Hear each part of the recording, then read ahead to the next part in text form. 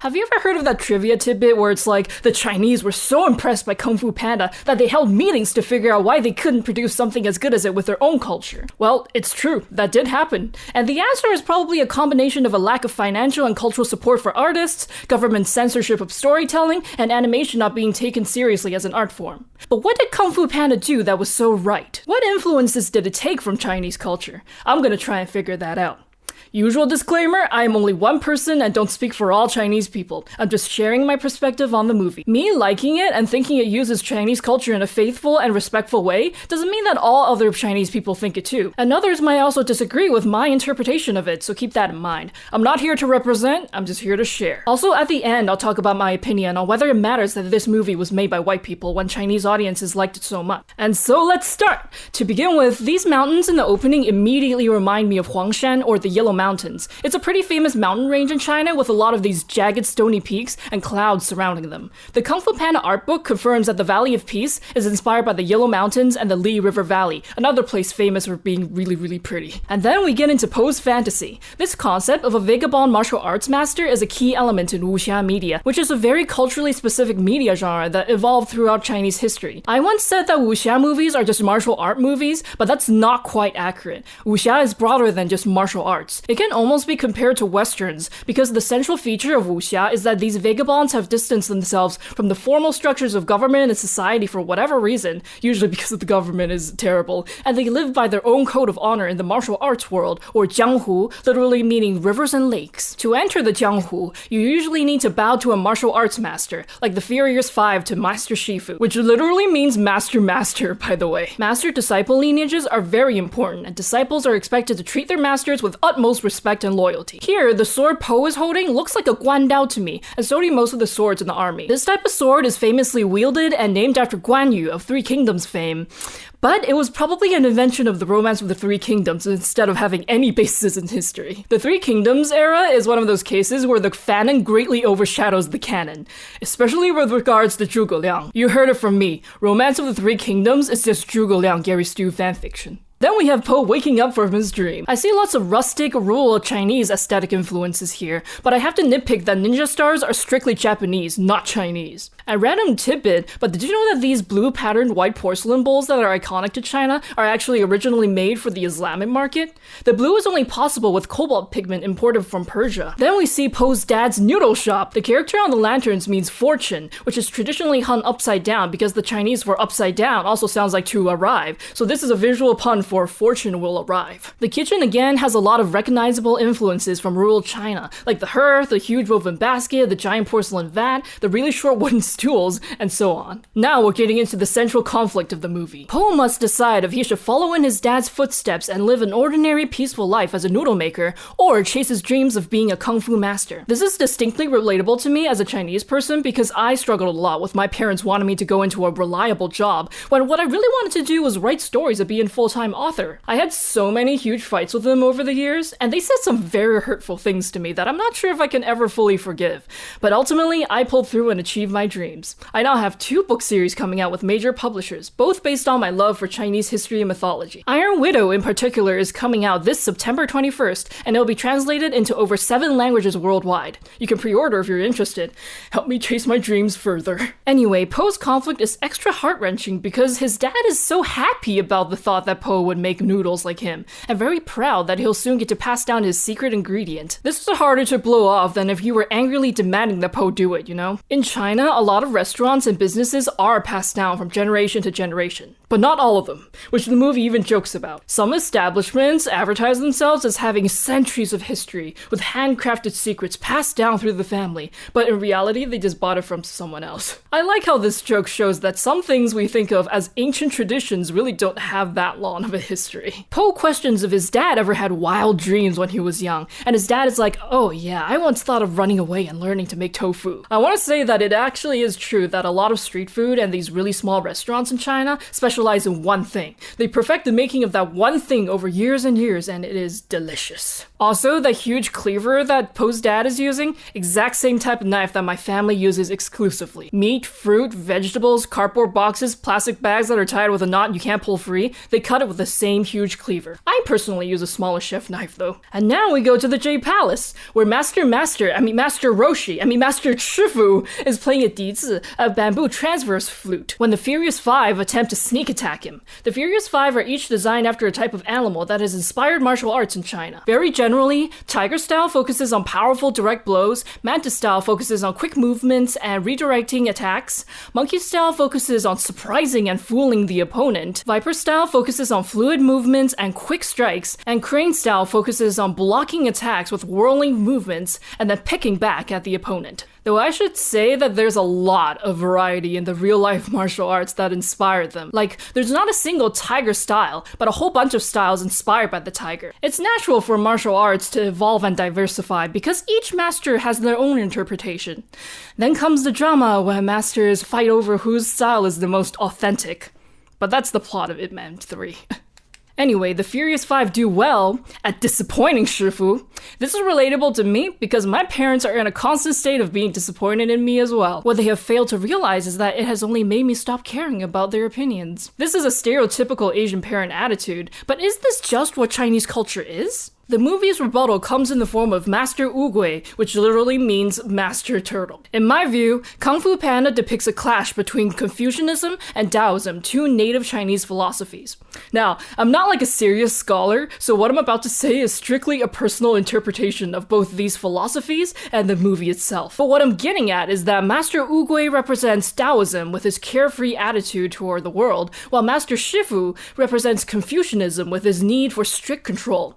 You can see the difference right in their first scene together. Master Oogway goes at his own pace while blowing out the candles, using nothing but his breath, but Master Shifu quickly loses patience and blows them all out with his kung fu. I suspect this was actually a test by Master Oogway to whether Master Shifu has the patience and inner peace to let things run their course. The shape of this pool thing is likely also a reference to Taoism, specifically the Bagua, or 8 trigrams, 8 symbols that represent the fundamental pieces of reality. They're used in all sorts of ways that are too complicated to talk about in this video, but just know that because there are 8 of these trigrams, octagons are often used in Taoism. And fun fact, 4 of the 8 trigrams are on the South Korean flag. I'm not exactly sure why. Comment if you're Korean and you know. Oogway then tells Shifu that he had a vision that Shifu's wayward disciple, Tai Lung, which literally means big dragon, will break out of prison soon. Tai Lung is actually a leopard though, which is another animal that's inspired Chinese martial arts. Shifu freaks out and tells the messenger Zen to check if Tai Lung is still being held in the Chorgon prison, which is Cantonese for sitting in prison. The creators have said that they deliberately chose names like this as an inside joke. While Shifu continues to panic, Oogway continues to be totally chill. One often meets his destiny on the road he takes to avoid it. This sounds like an ancient Chinese proverb, but it is not. It is a French saying by Jean de La Fontaine. What Oogway says about Shifu's mind being like agitated water, though, is actually pretty similar to a passage in the Tao Te Ching, the quintessential text in Taoism. The original line is, "Who can make the muddy water clear? Let it be still and it will gradually become clear." This makes Shifu come to the conclusion that he needs to finally choose a dragon warrior among his 5 disciples. The writing on the poster here says, "The tiger gazes upon the 5 warriors. Martial arts tournament starts at 5 o'clock. Also, the whole design of Po's dad's restaurant has a very authentic look to me, so the producers must have based it on real buildings in China. The location screams more residential garden than typical restaurant, but the pale stone walls, the lattice window in the stone, the moon gate entrance, the large stones as decoration, that rounded wooden door, they all feel very familiar to me. Not to mention the writing on the sign. Today's signature noodles, num spicy soup noodles, homemade stir-fried noodles. Then we go to the martial arts tournament. The palace doors are probably inspired by the Forbidden Palaces. In ancient China, nobles and royals painted their doors red to flaunt their wealth because the red lacquer was really expensive. So red lacquer doors became a status symbol, and poets would write poems roasting rich people like, "The red doors give off the smell of wine and meat, while there are frozen corpses on the road." Also, there are 9 bolts on each row on these doors, which is a pun for everlasting. In this shot, you can see more of these giant rocks that get used a lot for decoration in Chinese gardens. They're supposed to represent mountains, because the goal of Chinese gardening is to recreate natural scenery on a smaller scale. The tournament takes place in the courtyard of the palace. Courtyards are a really integral part of traditional Chinese architecture. Usually, residences are built with a courtyard in the middle and multiple buildings surrounding it. And the palace would naturally have the biggest courtyard of them all. Commoners wouldn't be allowed in without permission though. But this tournament setup gives me quite the original Dragon Ball feel. Then stone lions! Cannot tell if they're gay or straight because they're not holding smooth balls or lion cubs though. They're non-binary. It is now canon because I'd said so. The Kung Fu Panda Palace is guarded by non-binary lions. The sign on the left there says best-selling handicraft, and is a container of pinwheels, which are a popular toy sold by street vendors in China. Those kites at the side too. They get flown a lot in public plazas. I highly suspect the production crew stumbled upon one of those public plazas and took pictures of what kids were playing with there. Fun fact, when I went to Europe, I noticed that bothersome street vendors there were selling a lot of the same glowing and spinning things as they do in China and Mexico. I don't know what's happening. Is there an international organization employing these street vendors or something?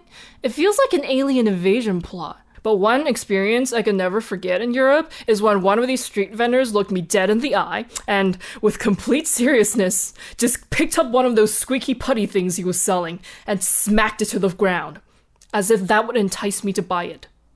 I didn't buy it. Anyway, Po trying to rocket into the palace with a chair and fireworks has been confirmed by commentary to be based on a supposed legend of a Chinese official named Wan Hu who strapped himself to a chair and tried to rocket to the moon via fireworks. But, thing is, by my research, this story was actually made up by some American dude called John Watkins and was published in the Scientific American in 1902. It was based on Western imagination of what ancient tales in China are like. It has no actual basis in Chinese texts. But the story then got translated back into Chinese, and Chinese people started thinking it was a real story from Chinese history. I don't know how to make this entire saga. It's kind of like how convoluted the history of Aladdin is. But Po rocketing himself into the path of Master Oogway's pointing demonstrates how, in a way, him getting chosen as the Dragon Warrior isn't a complete accident. It happened as a result of how badly he wanted to be involved in Kung Fu. This is why Master Oogway says, there are no accidents. Oogway doesn't try to go against the surprising turn of events because, as a Taoist master, he will go with the flow of the universe at all times. But Master Shifu is against this because, as a Confucian, he believes that everyone has a set role in life, and only by strictly enforcing those roles can societal order be maintained. A flabby panda becoming the Dragon Warrior breaks the sense of order in his mind. Then we go to the Sitting Prison. Canonically, this prison is actually in Mongolia, in the Tavanbogd Mountains, or the Five Saints Mountains. The letter actually reads, in very colloquial language, strengthen your forces, especially precautions. Your prison might not be secure enough. The armor the Rhino Guards are wearing, I'm pretty sure is based on the armor of the Terracotta Warriors. And the inside of the prison is confirmed by commentary as incorporating aesthetics from the Great Wall and the movie House of Flying Daggers. After Po gets carried up into the palace itself, he gawks at a bunch of treasures, but I have to complain that one shot has Japanese swords and ninja stars, which are, again, not Chinese. Shifu puts a wuxi finger hold on Po, and I hope none of you think that's a real thing.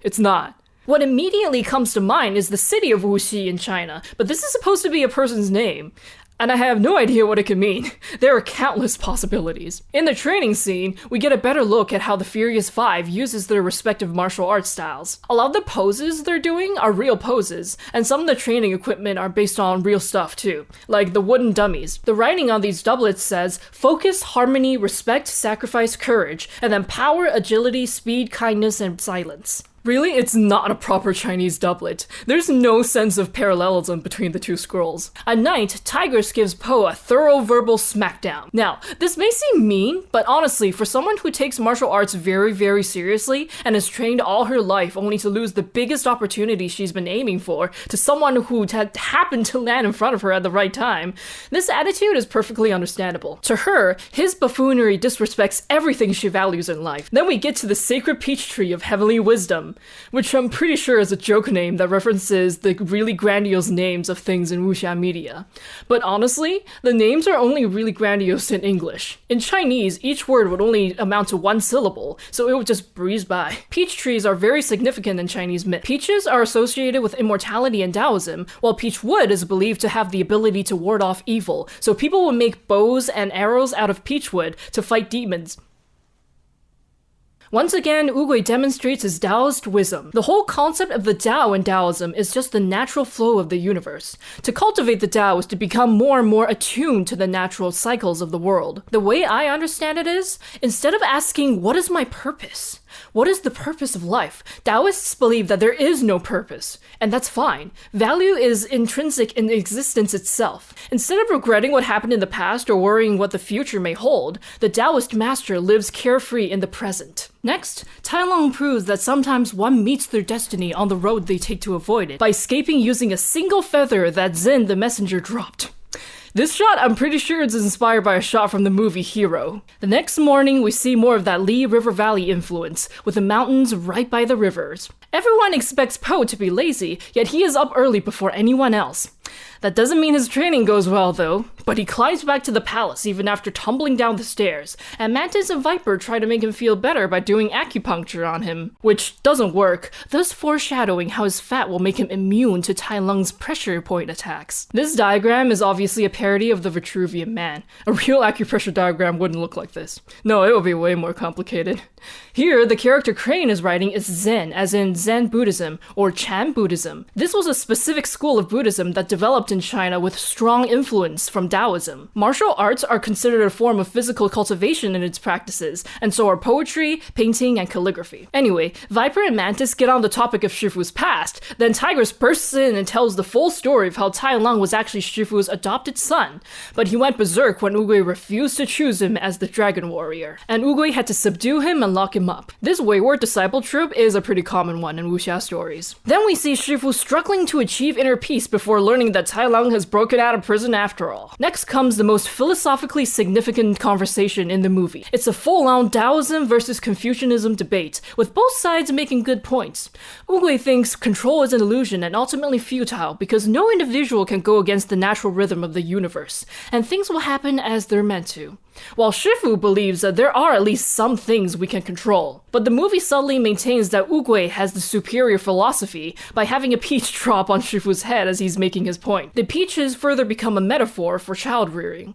Oogway stresses that no matter how much control you want to have over a seed, you can't make it grow apples or oranges if it's meant to grow peaches. This directly contrasts the Confucian way of thinking, which claims that it's best to discipline children into set roles. Shifu becomes frustrated and wonders how a peach tree, or Po, is supposed to defeat Tai Lung, and Oogway is like, you just need to believe. This is a really vague concept, but the way I'm interpreting it is, you need to believe that everything has its own value, including Po, and if you nurture it instead of trying to stamp it out, Po will show his own kind of strength. Then Oogway very peacefully ascends to the next world.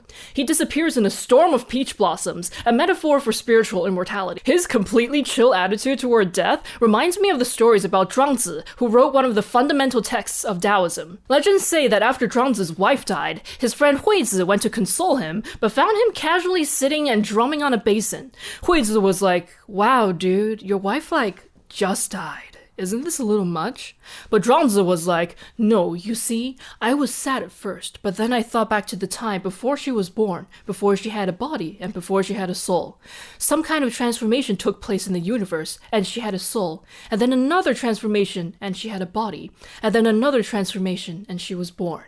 Now, there's just been another transformation that led to her death. It's as natural as the progression of the seasons. Now that she's at peace, if I were to run after her crying and sobbing, it would show that I don't understand anything about fate. So I stopped. This synecdoche shows that Zhuangzi saw death as just another transformation from one existence to another. Whatever we were before we were born, to which we will return upon death.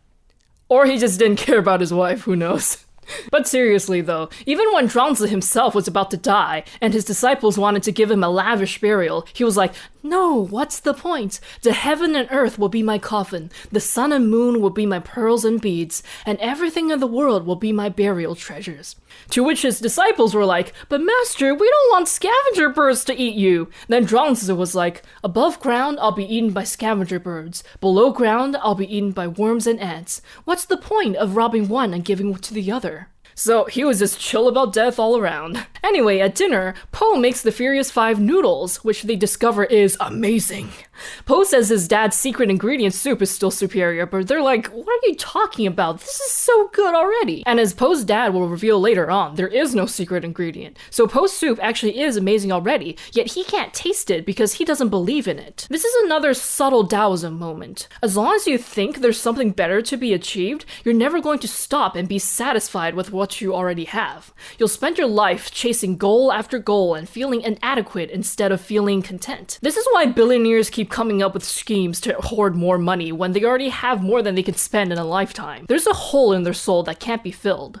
I know this is a big leap to make from Po not being happy with his noodle soup, but like, you get my point. After this, Tigress mentions a belief that the dragon warrior can sustain on nothing but the dew of the ginkgo leaf and the energy of the universe. This is a possible reference to the Taoist practice of fasting, or avoiding grains specifically, to cultivate immortality. And ginkgo trees are extremely long-living and tenacious, even surviving the Hiroshima and atomic bombing at distances where basically nothing else did, so...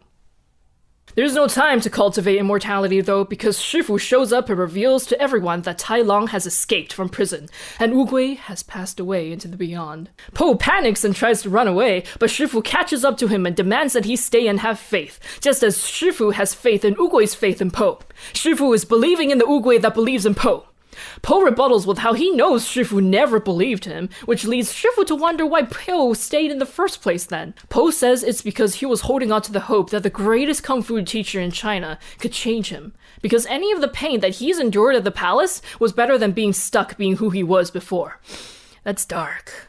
And it shows that Po is deeply insecure, to the point of rejecting his own existence. This ends up getting Shifu fired up to train Po, but he has no idea how to pull it off before Tai Lung gets there. Overhearing this, Tigress then decides to go fight Tai Lung herself. The others of the Furious Five join her.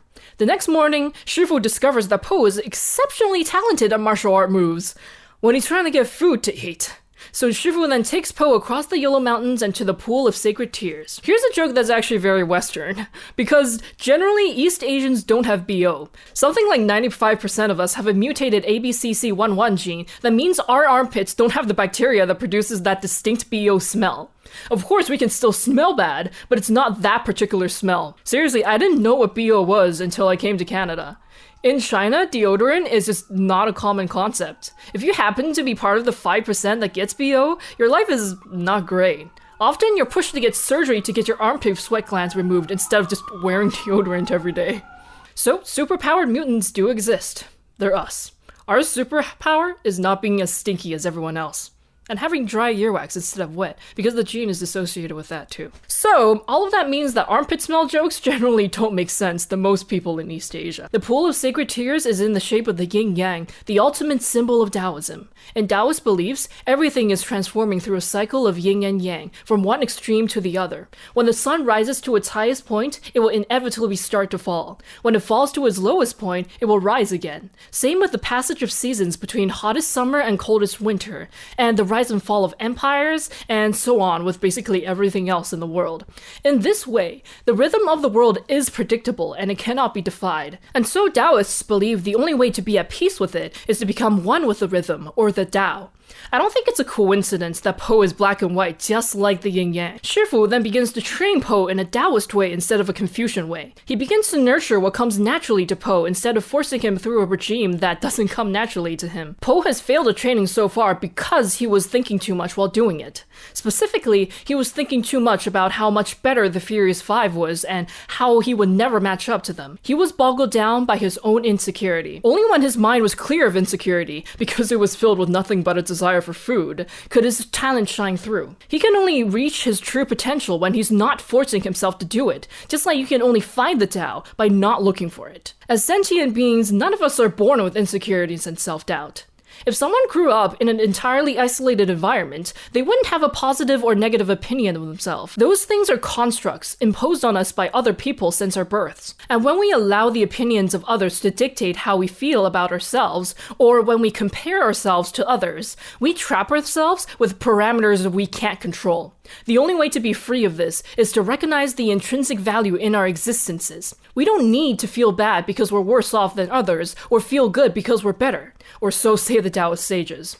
This training sequence may seem like Po mastering Kung Fu in an absurdly short amount of time, but it's actually about Po learning to detach from things like self-doubt and insecurity, and unlock his innate abilities by learning to act as spontaneously as the universe does. The change in him is exemplified at the end when he's not even hungry anymore. Meanwhile, the Furious Five have reached a place that look more like the Zhangjiajie Mountains, inspiration for James Cameron's Avatar, and several chapters in my book. Tai Lung and the Furious Five have a very cool fight at the bridge, but unfortunately, they are ultimately no match for his pressure point striking attacks. Crane manages to carry them home, making Shifu realize Tai Lung has gotten even stronger, and so he decides to give Po the Dragon Scroll. To everyone's shock, the scroll is blank. Not knowing how to interpret this, Shifu makes the Furious Five evacuate the village and decides to face Tai Lung himself. Po goes back home where his dad consoles him by saying his destiny was making noodles after all, because they are noodle folk. Po doubts that his dad is even his dad, which connects back to the whole peach tree debate. Po being clearly a different species than his dad can be interpreted as a metaphor for how Po is not meant to be making noodles. He is not actually noodle folk. Broth does not run through his veins. There's a moment when it seems like Po's dad is about to tell him that Po is adopted, but turns out he's just revealing that there's no such thing as a secret ingredient in his soup. This makes Po realize the true meaning of the blank reflective scroll: contentment with the self. At the same time, the movie makes the point that you can't just artificially inflate someone's ego by telling them how special they are. Self-worth is something that must be realized from within, not by the approval of others. Tai Lung is ultimately still at the mercy of needing the approval of Oogway and Shifu. He has no intrinsic inner peace. The scroll is useless to him even when he gets it after an epic fight with Po. This is a really telling shot, him saying there's nothing on the scroll when his face is clearly reflected in it. He angrily tries to do his pressure point attacks on Po, but Po's fat makes him immune. Po ultimately wins the fight because his mind is clear while Tai Lung's mind is muddied. Po's synchronicity with the universe makes him figure out the Wuxi finger hold, which the later movies revealed it sends someone to the Shadow Realm. Spirit Realm. The Valley rejoices upon realizing that Po has defeated Tai Lung. Po's dad even brags about him, which is very similar to my parents bragging about my books, despite doing everything they can to yell me out of choosing this career before I got my book deals. Thanks, guys. Po runs back to the palace when he remembers Shifu is still there, and Shifu finally achieves inner peace upon realizing Oogway was right. Ironically, even though Oogway's Taoist philosophy won out in the end, it was Shifu's Confucian philosophy that gave him the faith to believe in Oogway. Because in Confucian beliefs, you're not supposed to doubt your master. Oogway and Shifu make an interesting parallel to the legend of Confucius meeting Lao Tzu, the legendary founder of Taoism. Lao Tzu isn't his name, by the way. It's just the title that means old master back then. And Confucius isn't a name either. It's an English bastardization of Kongfuzi, meaning Master Kong. But anyway, what had happened was that these two supposedly met up at one point when Confucius was young and Lao Tzu was much older, and Confucius got schooled. After Confucius got back to his disciples, he didn't speak for 3 days. Finally, someone asked him what happened, and he was like, "Guys, Lao Tzu was like a dragon, beyond my understanding." There's doubt on if this meeting actually happened, or if Lao Tzu was even a real person, but what matters is that in the classical philosophical texts, Lao Tzu is positioned as the superior thinker. But the thing is, even though it's acknowledged that Taoism is best at making you content, very, very few people can achieve that level of enlightenment when you're at peace with existence itself. Legends even say that Lao Tzu himself eventually lost faith in China and headed past the western frontier on a water buffalo, never to be seen again. So realistically, Taoism isn't the best philosophy for a government to promote. Though, before Confucianism became dominant for the rest of imperial Chinese history, there was a short while where Taoism was the state ideology. This was in the early Han Dynasty, about 2,100 years ago. Right after the Qing Dynasty created imperial China and then swiftly collapsed because of its tyrannical policies. The people were so worn out by hundreds of years of wars and 15 years of brutal Qin rule and then 7 more years of civil war by then, that the early Han emperors were like, you know what, we're just gonna sit back and let you all chill. This is Taoist principles translated to governance, doing as little as possible as a government. You make the absolute minimum interference in your citizens' lives. Smallest government ever. This policy of Wu-wei, or non-interference, did allow society to recover naturally. Then Emperor Wu Han came along and made Confucianism the supreme ideology. But he was sneaky about it. He promoted Confucianism on the surface as a guide for morality, but on an administrative level, he actually let things operate with a core of legalism, the practical, law above all philosophy that allowed the Qin dynasty to conquer the warring states. This Confucianism on the surface but legalism on the inside model proved so effective that it became the default ruling model for the rest of imperial China. So, even though Confucianism is one of the most famous aspects of Chinese culture, it's far from the only philosophy ancient Chinese people came up with. While the famous Greek philosophers like Socrates and Aristotle were over in the West, pondering about the meaning of life and how to live it, a whole bunch of thinkers in the East were also doing the same thing. This was called the 100 schools of thought, with the 100 just being a metaphor for there being a lot. Confucianism, Taoism, legalism, Mohism, the school of vertical and horizontal alliances, and many, many more. All very interesting, though they get confusing if you try to read about them in English, so maybe I'll do a video on them one day. Anyway, Kung Fu Panda essentially makes the argument that Confucianism can't bring you inner peace. Only Taoism can. And I believe this exploration of different Chinese philosophies is why Chinese audiences were so receptive to this movie. So does it matter that the movie was made by white people? Well, in principle, if you're basing your story off an underrepresented culture, it's always better to involve as many creators from that culture as possible. It's not that white people are incapable of writing good stories based on non-white cultures. Kung Fu Panda is good, but it's a matter of decolonization for them to take a step back and let creators actually from those underrepresented cultures shine. We don't need white people to tell our stories for us. We want white people to step off the podium so we can tell them ourselves. We've seen what you guys can write. Now, let's see some different perspectives. But Kung Fu Panda was so good because the creators did put in the work. The production staff spent like 6 years researching and developing this movie. It was made out of genuine appreciation for Chinese culture instead of just throwing in an underrepresented culture to show off how woke they are. It wasn't expected to be a big hit. It was a labor of love and art. And they had a Chinese head of story and art director. And as the franchise went on, it went in this right direction. The second movie had a Chinese director, and then the third was straight up a Chinese co-production. All excellent decisions. I could have used more Chinese voice talent though. Always. Enough with these A-list actors taking voice acting opportunities. Their faces don't even show, what's the point? Anyway, that was my dissection of Kung Fu Panda 1. Once again, I am not a philosophy scholar of any kind, so if you want to disagree with me on my interpretations, please do so nicely in the comments, and don't be condescending, come on. But thank you for watching, and I hope you've learned something new. If you want to see more videos from me, like a deep dive on the other Kung Fu Panda movies, or Marco Polo, or just Chinese history and myth videos, please consider supporting me on Patreon or tipping me on Ko-fi. On Patreon, you can get updates about where I am with the videos instead of waiting in the void. You can suggest and vote on future topics, and join my Discord server if you're of a certain rank. Shoutouts to my guardian lions, Benji Sudolcan, Do It Out of Spite, Felix Chaplin, and Molly McAllister. Finally, again, this video was sponsored by Surfshark VPN, which you can try out with the link in the description. That is all, and see you next time.